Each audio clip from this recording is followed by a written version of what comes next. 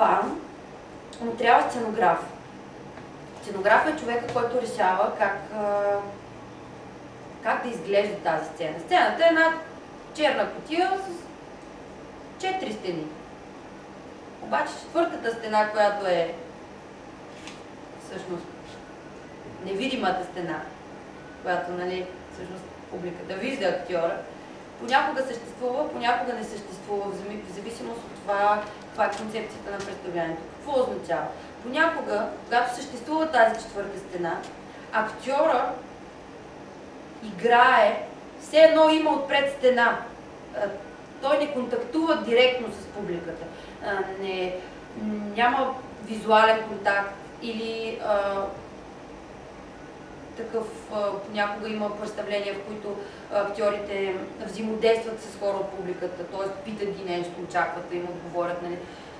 Актьорите, когато има четвърта стена, се опитват да се абстрахират по някакъв начин от публиката, но това не означава, че те играят затворени за себе си. Те знаят, че има хора, които гледат.